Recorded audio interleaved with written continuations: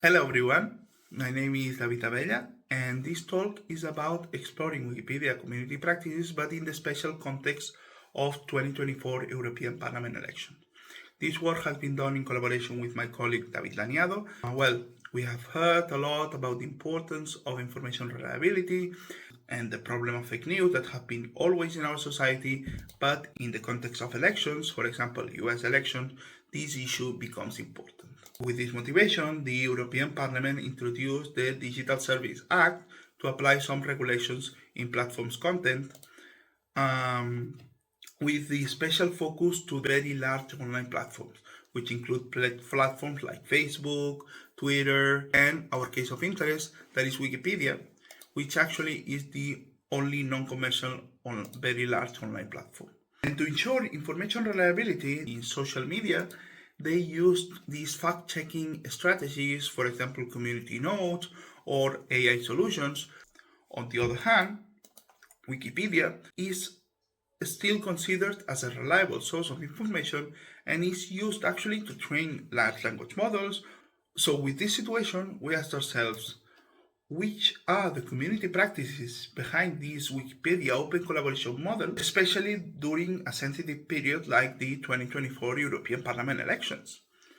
To address this, we collected pages from former and elected candidates and their political groups and the European groups, but not just retrieving the information in the English Wikipedia from editions and that, we also retrieved it from all official languages in the European Union, plus Spanish official languages, plus languages spoken by more than 1% of the population. This resulted in a dataset of more than 10,000 articles, for which we also retrieved the 12 pages corresponding to the article.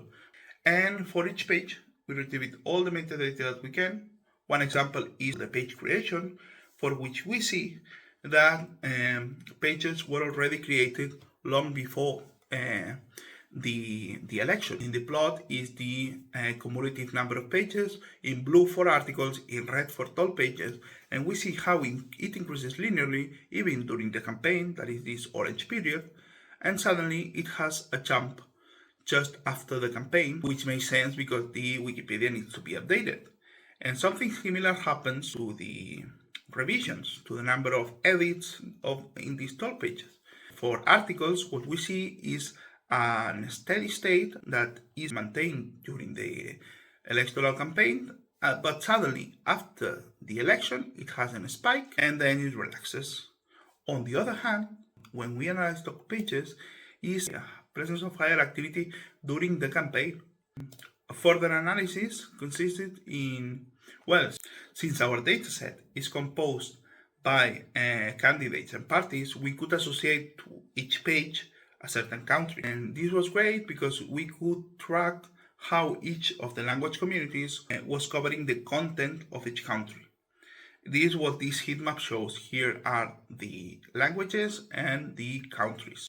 We see that there is a strong diagonal that actually what is indicating is that each language covers its corresponding country. Similar happens with the revisions and users per country. But something interesting that happens is that there are cultural ties across countries, like Finnish and Swedish covering the vast majority of content corresponding to both Finland and Sweden.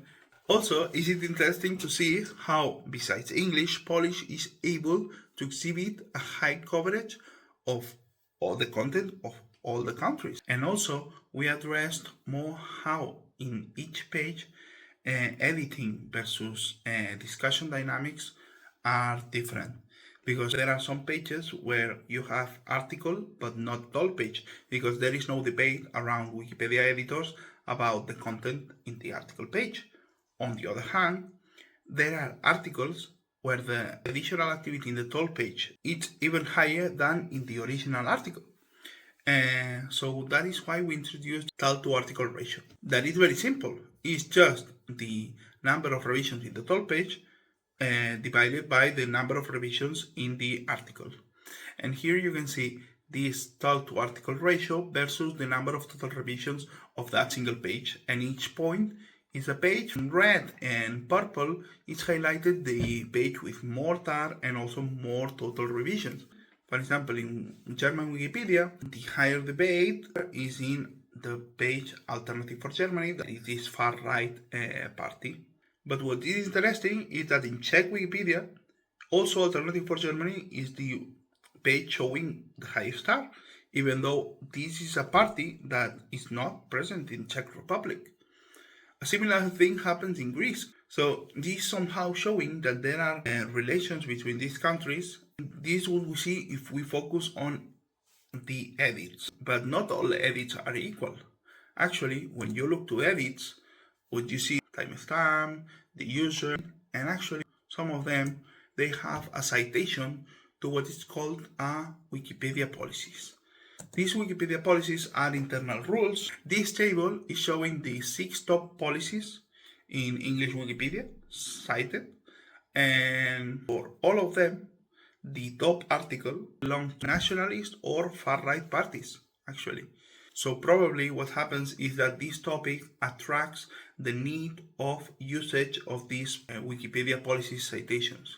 So just to finish, what we have done is a very simple language agnostic analysis, analyzing the editorial activity, also analyzing this cross-language coverage across the different countries, and also these editing debate patterns. So what's next now? Well, what we are doing now is performing analysis more based on words and statistics, and see if there is something that we can extract from this new analysis that give us information about the community dynamics around the elections.